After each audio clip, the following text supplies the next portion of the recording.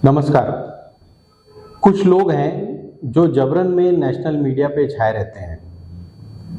हर मौसम में रूप बदल बदल कर वक्त की नज़ाकत के अनुसार और अपना समय देखकर अपने विचार और पार्टी सब बदल देते हैं, अपने तेवर भी बदल देते हैं। इनमें से कुछ चेहरों को आप पहचानते होंगे, जैसे योगेंद्र यादव, सोहेल सेठ, सुधींद्र कुलकर्णी, यशवंत सिन्हा, प्रशांत भूषण और तमाम यूनिवर्सिटी के प्रोफेसर जो आजकल अपने आप को सामाजिक कार्यकर्ता या सोशल वर्कर बताने लग गए हैं। ये अक्सर आपको टीवी पे भाषण देते हुए मिल जाते हैं। लेकिन इस सदी की सबसे बड़ी दुकान खोली थी अन्ना हजारे एंड कंपनी ने 2011-12 में। निर्भया और 2G कांड के बैकग्राउंड में धोती और टोपी पहने आर्मी के एक रिटायर्ड ट्रक ड्राइवर को यही जो पूरा केजरीवाल एंड कंपनी कहलाती थी ने इस ट्रक ड्राइवर को नया मसीहा और नया गांधी और पता नहीं ऐसा क्या क्या बता दिया था उस वक्त। अन्ना हजारे कंपनी ने मुख्यतः 2G स्पेक्ट्रम के आवंटन में देश को 2.25 लाख करोड़ के नुकसान का मुद्दा उठाया था और साथ में भ्रष्टाचार निवारण के लिए नए लोकपाल का भी नाम लेना शुरू कर दिया था। इस कंपनी में कई मंतव्यों के लोग थे। कुछ वापस बीजेपी में चले गए हैं, जैसे किरण बेदी और वीके सिंह, और वहां जाके उन्हें बड़ा फायदा हुआ है। कुछ एक केजरीवाल ने सबकी सहमति से इनको निकाल दिया था, जैसे अग्निवेश और बॉम्बे के कुछ या महाराष्ट्र के भी कुछ नामी एनजीओ टाइप लोग थे। जो प्रशांत भूषण और योगेंद्र यादव को सबसे बाद में और सबसे ज्यादा बेइज्जत करके निकाला गया था केजरीवाल एंड कंपनी द्वारा। इस पूरी कंपनी ने यह एहसास दिलाया था जैसे 1942 के बाद अपने देश में यह पहली क्रांति है। कॉर्पोरेट और बिकाऊ मीडिया ने भी इसे बढ़ा चढ़ाकर पेश किया सबके सामने, और भीड़ जुटाने में भी कॉर्पोरेट ने बड़ा सहयोग किया। धरने पर भोजन पहुंचाना, पानी की बिस्लरी की बोतलें पहुंचाना, गली गली मोहल्लों में झंडे लहराना, इस सब का जिम्मा संघ के कुछ धनाढ्यों ने उठाया और उन्होंने ये संघ के कहने पर पूरी तरह से यह काम किया। इनके कार्यकर्ता प्रेरित होकर किसी निजी हैसियत में आ रहे हैं और यही क्रांति का द्योतक है, ऐसा माहौल बनाया गया। इस सब से अब आप परिचित ही होंगे। 2G घोटाला कहीं था ही नहीं, ऐसा बाद में पता चला, अदालत में साबित भी हुआ, और बाद में 3G, 4G, 5G तक की नीलामी में भी यही सिद्ध हुआ है कि ये 2.25 लाख 2-2.5 लाख करोड़ की बात जो चल रही थी वो पूरी तरह से मनगढ़ंत थी। फिर अन्ना हजारे के मंचों से कई बार यह कहा गया कि स्विस बैंकों में अपार धन दौलत जमा है देश की, और नेचुरली सारा काम उस समय की कांग्रेस सरकार के लोग ही कर रहे थे, ये जमा करने का काम। संख्या कुछ भी बोल दो, जिसके मन में जो आ रहा था। एक बाबा जी ने आके बताया कि 2.5 लाख करोड़ जमा है वहां पे स्विस बैंकों में, और अगर ये पैसा जैसी दूसरी सरकार बदलेगी और ये वापस आ जाएगा पैसा, तो देश में इनकम टैक्स ही खत्म हो जाएगा। काला धन आते ही भारत अमेरिका के समकक्ष खड़ा हो जाएगा। कोई अध्ययन नहीं, कोई शोध या प्रामाणिक बात नहीं, बस बड़ी से बड़ी गप जो हाँक दे।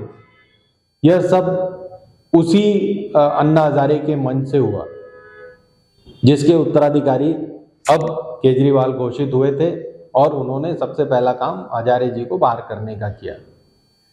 टीवी पर एक साक्षात्कार में योगेंद्र यादव कह रहे थे कि मैं सबसे खुश उस दिन होऊंगा, सबसे प्रसन्न उस दिन होऊंगा जिस दिन केजरीवाल देश के प्रधानमंत्री बन जाएंगे। जिसके मन में जो आ रहा था वो इस तरह की बातें कर रहा था। प्रशांत भूषण उस वक्त उनके पैर जमीन पर नहीं पड़ रहे थे और वो गुरु वशिष्ठ की तरह मुद्रा बनाए हुए खड़े हुए थे। एक एक मुद्दा झूठा साबित हुआ है, लेकिन इन्हें दो फायदे हुए। केंद्र में कॉर्पोरेट की मदद से, ये सब खेल कॉर्पोरेट की तरफ से ही हो रहा था, तो उसकी मदद से मोदी और दिल्ली राज्य केजरीवाल के हाथ में आ गया।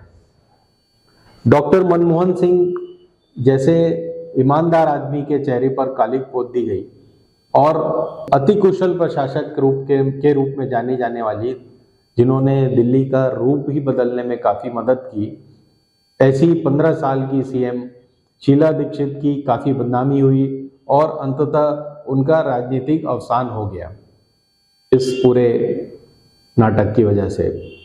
वायदे के अनुसार कि सरकार में आते ही सबसे पहला काम लोकपाल कानून का करेंगे, ये तो कुछ नहीं हुआ। दिल्ली में भी नहीं, केंद्र में भी नहीं और अब पंजाब में भी नहीं। जो लोकपाल की इंस्टीट्यूशन है उसमें ऐसे अफसर बैठाए जाते हैं जो उन्हीं का काम कर रहे होते हैं। किसानों का फिर एक अभूतपूर्व आंदोलन हुआ, जिसमें उसका भी सेहरा लूटने के लिए यही लोग सारे मीडिया के माध्यम से और अपना मिटगोलापन दिखाने के लिए वहीं फिर कूद पड़े।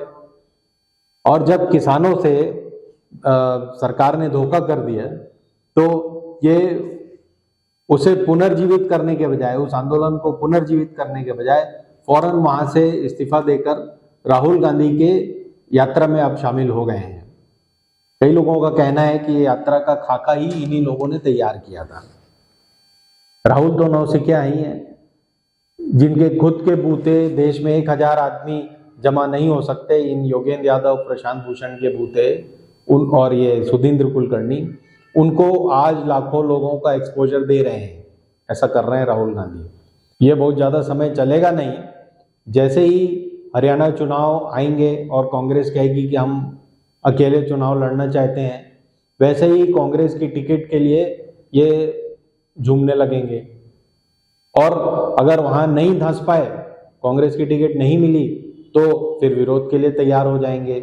उसके लिए उनके पास स्वराज इंडिया का झंडा है ही है। भारतीय राजनीति में इस तरह के फर्जी लोग फर्जी मुद्दों को उठाकर एक पूरा फर्जी वातावरण बनाकर येन केन प्रकारेण सत्ता तक पहुंचना और फिर उस में अंधाधुंध कमाई करना या जनता को बार बार भरमाकर पुनः सत्ता में आना ही ऐसे लोगों का एकमात्र लक्ष्य हो चुका है। हमने ये देखा है कि सिर्फ संघ ही एक ऐसा सुविचारित और हर परिस्थिति में संभल कर चलने वाला ऑर्गेनाइजेशन है और इसका उन्हें हमेशा लाभ मिला है। उनकी संगठन की कार्य पद्धति जो उनके पास है वो किसी और के पास नहीं है। कांग्रेस अब एक भीड़ मात्र रह गया है, एक छोटी भीड़ जो जिस व्यक्ति के हाथ में आ जाए उसे हाँक लेता है, जिसकी मर्जी व सुविधा हो वहां से खिसक लेता है।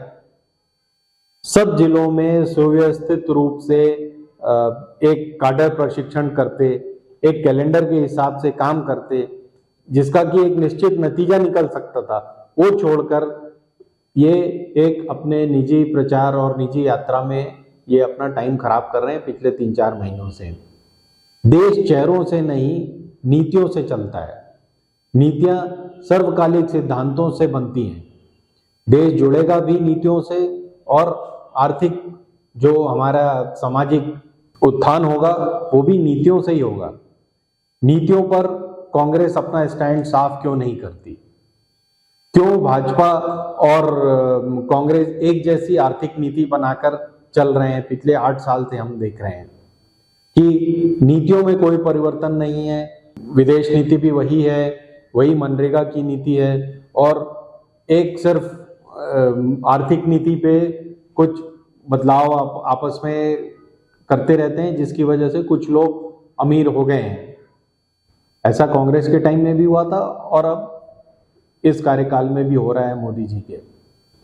तो इस पूरे व्याख्यान का मतलब यह है कि आप और हम ऐसे फर्जी लोगों से, जो कि एक फर्जी एनवायरनमेंट बनाकर अपने समय से आपके सामने अवतरित होते हैं, इनसे हम सावधान रहें। धन्यवाद। हिंदुस्तान जिंदाबाद।